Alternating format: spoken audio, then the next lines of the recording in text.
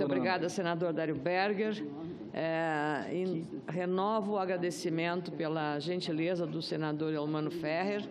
Nessa permuta, eu tenho agora, saindo da tribuna, uma audiência no Gabinete Civil da Presidência da República para tratar de um tema crucial, inimaginável para o senhor que é lá do Piauí, representante do Piauí, que o meu estado do Rio Grande do Sul esteja convivendo mais de 6 municípios da região da Campanha, da região sul e também da região carbonífera, com uma seca prolongadíssima, com problemas na cidade de Bagé, com pouco mais de 100 mil habitantes, vivendo uma escassez de água. E não é a primeira vez. Então, é inacreditável que isso esteja acontecendo. Também aproveito para saudar os nossos visitantes e antes de entrar no tema que me traz a essa tribuna, quero cumprimentar o senador Jorge Viana, que lidera uma comissão da Comissão de Relações Exteriores, uma subcomissão, encarregada de representar o Parlamento e a Comissão de Relações Exteriores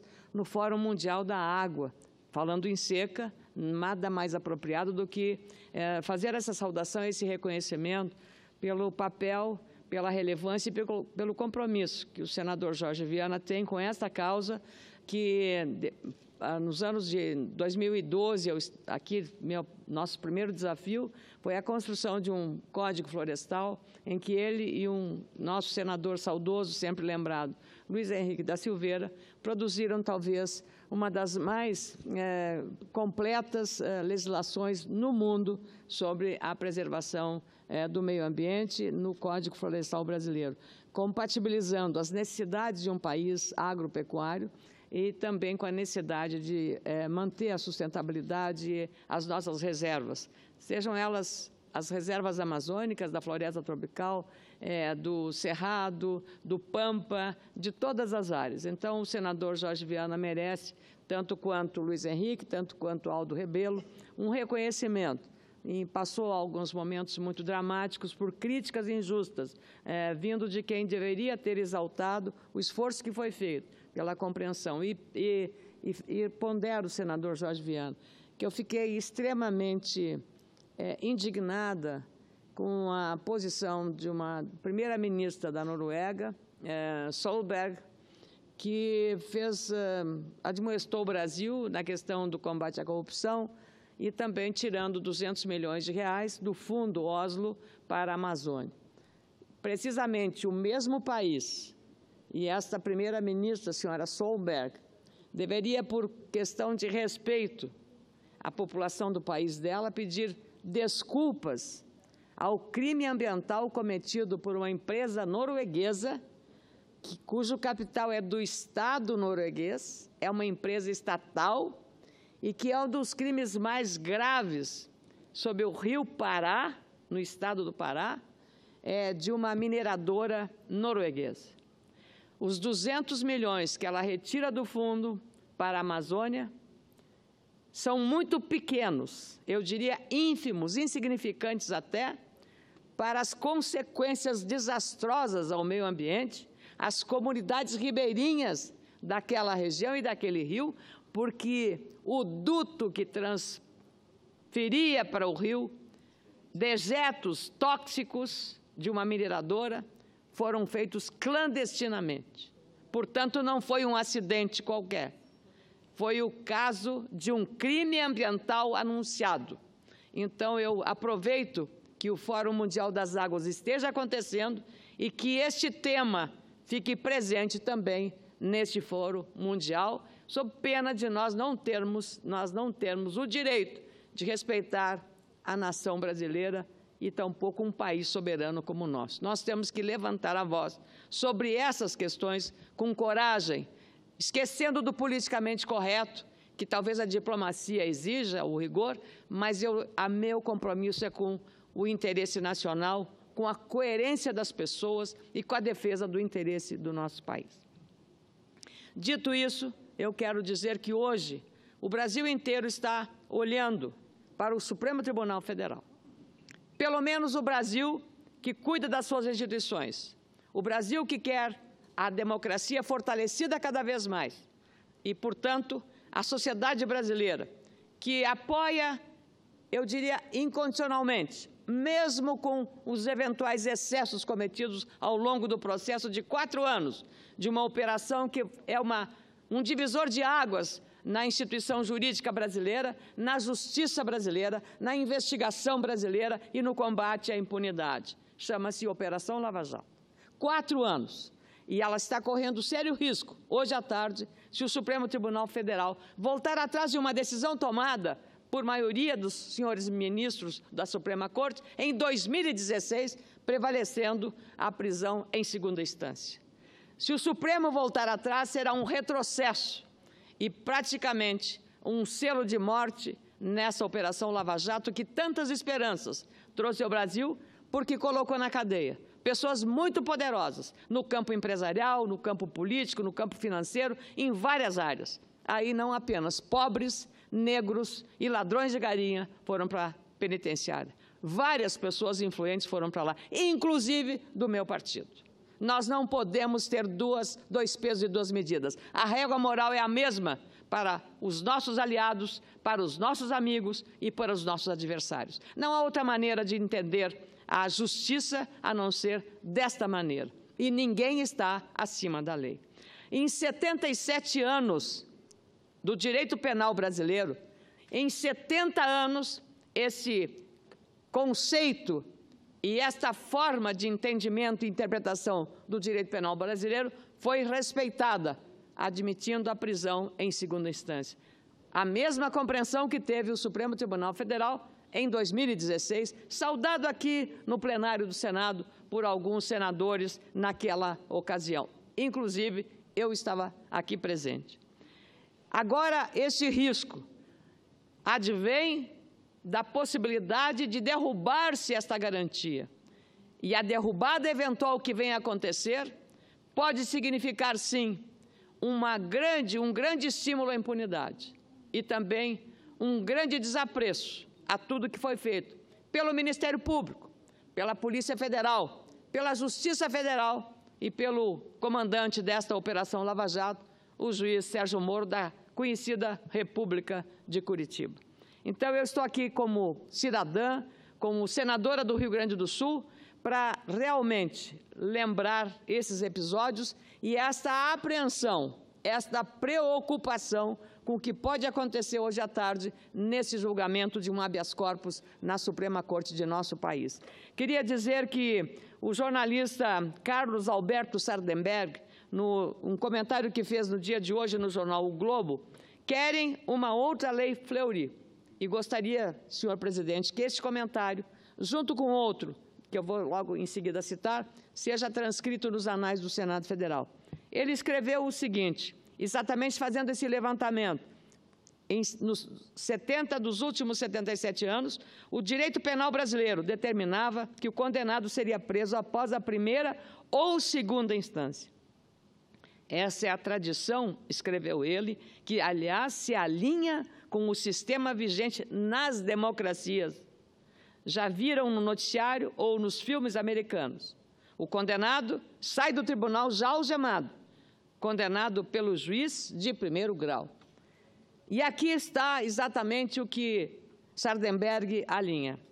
A exceção, diz ele, foi o curto período de 7 anos em que prevaleceu a prisão só em última instância, situação que favoreceu um sem número de condenados ricos e bem posicionados do mundo político que podiam pagar advogados e recorrer até o Supremo Tribunal Federal, passando antes pelo Superior Tribunal de Justiça. Um processo longo que permitia a prescrição e, pois, a garantia de que, especialmente os crimes do colarinho branco, jamais seriam punidos. Não podemos aceitar esta possibilidade de sepultar um país novo sem impunidade. A primeira virada da mesa se deu em novembro de 1973. O delegado Sérgio Paranhos Fleury, do DOPS, conhecido chefe da repressão, torturador, estava para ir a júri. Pronunciado ou condenado em primeira instância, iria para a cadeia.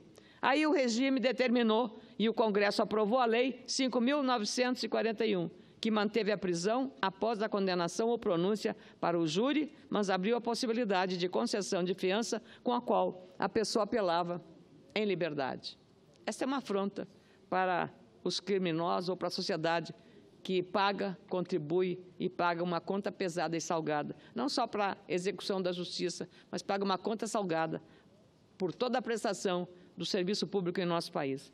A jornalista Eliane Cantanhede, também no seu comentário de hoje, no Estado de São Paulo, disse: se o Supremo Tribunal Federal livrar o ex-presidente Lula, o céu será o limite para os réus da Lava Jato. Caso o petista consiga recurso, haverá uma avalanche de habeas corpus semelhantes ao que está sendo julgado hoje.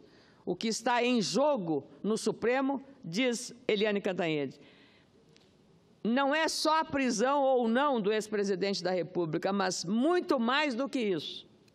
Se o ex-presidente se livrar da prisão, isso deverá se expandir em ondas para os demais condenados da Lava Jato e não só eles. Então, esta minha manifestação é para aqui repetir uma frase do juiz Sérgio Moro a respeito deste risco que está sendo corrido hoje pela justiça brasileira. Abre aspas. Com todo respeito ao egrégio Supremo Tribunal Federal, uma eventual alteração seria desastrosa para os avanços havidos recentemente em favor do fim da impunidade, da grande corrupção no Brasil, avanços estes, aliás, talvez iniciados de maneira mais incisiva com o julgamento pelo plenário do Supremo Tribunal Federal da ação penal 470, em 2012, e que prosseguiram com investigações e ações penais relevantes, incluindo a presente, nos anos seguintes, conforme reconhecido, inclusive, internacionalmente. Então, a presunção da inocência está relacionada à prova. Ela tem que ser clara como a luz do dia para a condenação. E não há efeitos de recursos contra julgamentos, o que é ilustrado pelo fato da execução da pena operar-se a partir da condenação em primeira instância nos dois países que constituem o berço histórico desse princípio, Estados Unidos e França. Ou seja, nesses países sequer se espera a confirmação pela Corte de Apelação. Eu queria dizer por isso que nós estamos olhando e voltar a destacar a atuação exemplar da presidente da Suprema Corte, a ministra Carmen Lúcia. Quero, por fim, aqui fazer uma referência ao cantor Agnaldo Timóteo, que embalou muitas gerações com canções românticas da velha guarda do cancioneiro popular, da música romântica, dos boleros, o vozeirão, o ex-deputado, que talvez com o tempo tenha, sei lá, esquecido algumas regras da convivência, ele que tem tantos fãs, inclusive na região do país, ter feito acusações inaceitáveis aos meus conterrâneos gaúchos, aos meus amigos e quase conterrâneos catarinenses e aos paranaenses. Esses sulistas, fascistas, ignorantes. E por aí foi. Eu fiquei chocada porque era jornalista quando acompanhava Agnaldo Timóteo e até algumas músicas gostava porque muito afinada a voz, tonitruante, uma voz muito afinada. Eu disse, o que será que deu no cantor Agnaldo Timóteo? Não consigo entender se precisa tanto do aplauso dos seus fãs fazer essa agressão. E seguramente ele com muitos amigos no meu estado, no meu querido Rio Grande, na nossa Santa Catarina, senador, porque meu pai era catarinense, então eu também tenho um amor por Santa Catarina. Tenho tios vinculados a Santa Catarina e do Paraná. Mas ele teve, talvez, alguns amigos dele, ou os fãs, tenham feito a mesma indagação que eu. O que deu no Agnaldo Timóteo? E ele, num ato de contrição, errar é humano. Reconhecer o erro é um ato de dignidade. E ele com essa humildade, com a dignidade de um ser humano que erra e reconhece o erro, gravou um vídeo que eu ouvi, ele fazendo um sincero pedido de desculpas, aquilo que ele havia impensadamente, ou no momento de raiva, ou provocado por um sentimento de proteção a um amigo, a um líder que para ele é muito importante, o ex-presidente Lula, para condenar os atos que lá foram feitos. E ele pediu desculpas. Então, Agnaldo Timóteo, a calúnia, como esse fato, é como se fosse as penas de que você abre um travesseiro e a calúnia se vai, e para você juntar todas as penas, terá muita dificuldade. É a simbologia que nós costumamos usar quando alguém é caluniado. Então, nesse caso, não sei se todos vão recolher as penas daquela primeira agressão. E para lembrar que o seu pedido de desculpas e também é sincero e esquecer do primeiro gesto impensado para recolher o segundo como um ato de contrição e também pedido de desculpas aos nossos amigos. E eu fiquei muito perplexa com uma declaração do ex-presidente Lula, um líder que eu também, como jornalista, acompanhei muitas vezes, inclusive fui a primeira, tenho registrado, a primeira jornalista a ser convidada por ele a acompanhar o início das obras de duplicação da 101, que ninguém lhe retira o direito e a autoridade de ter feito essa obra, porque eu, como jornalista, fui no Palácio Planalto do presidente anterior levar o abaixo-assinado de milhares e milhares de catarinenses e gaúchos que foram lá pedir a duplicação da 101. Então, eu fui convidada para acompanhar e conversamos muito sobre várias coisas, inclusive sobre a qualidade da farinha de mandioca do Acre, do senador Jorge Viana. Mas eu fico assim, apreensiva que, certamente, por viver um momento de muita tensão, mas ele não podia dizer o que disse lá em Bagé, que prazer de fazendeiro é receber dinheiro e dar calote. E aí ele tem um dos seus mais influentes amigos, um amigo mais próximo dele, que é um bem-sucedido fazendeiro, pecuarista, o João Carlos Bunlai. Será que ele estava se referindo, quando falou isso, para o Bunlai ou para os gaúchos? Ou para todos os pecuaristas brasileiros? Ele que conviveu com a direita, governou com a direita fascista que agora acusa.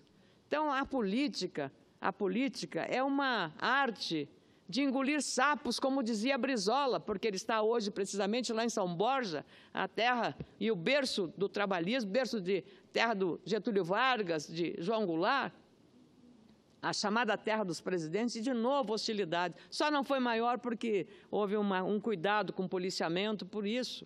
A hostilidade, ela corresponde a uma ação, uma reação. Então, talvez essas provocações, porque lá é uma região de grandes produtores médios, grandes e pequenos, assentamentos. Bagé tem assentamentos próximos de Bagé, naquela região. Então, foi injusta, foi eu diria assim, um ato de um ser político que, vindo da pobreza, que tendo se feito um líder operário, não soube corresponder àquilo e àquele respeito que a sociedade teria dele pelo bem que fez, em muitas coisas.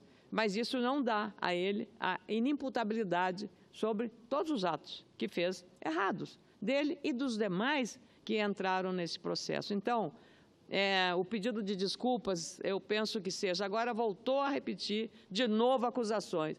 Um presidente que só pôde governar porque o partido sozinho que o elegeu não tinha condições, sozinho, de chegar ao fim do mandato. Portanto, é preciso que as coisas sejam colocadas nos seus devidos lugares.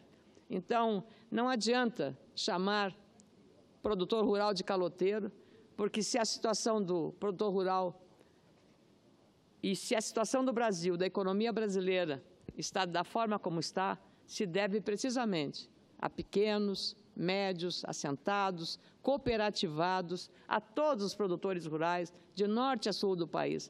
São essas pessoas que carregam o país nas costas. Os planos econômicos todos, desde plano cruzado, plano real, todos os planos econômicos foram muito prejudiciais ao setor produtivo e especialmente à agricultura e à pecuária.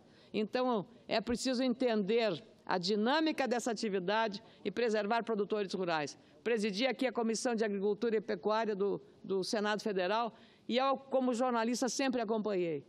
E, em todos os momentos, a dificuldade maior era compatibilizar. Então, eu quero lembrar ao presidente que cuide mais quando atacar e criticar inadequadamente algumas categorias que são muito importantes ao país.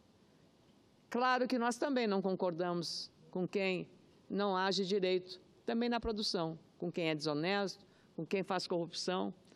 Sejam fazendeiros, sejam políticos, sejam magistrados, sejam quaisquer agentes públicos. Nós temos que ter mais respeito. O país precisa. E, de fato, acredito que 2018 seja também um momento importante para que o eleitor use a arma que ele tem, que é o título de eleitor, para escolher bem os seus candidatos. Muito obrigado, senador Dário Berto.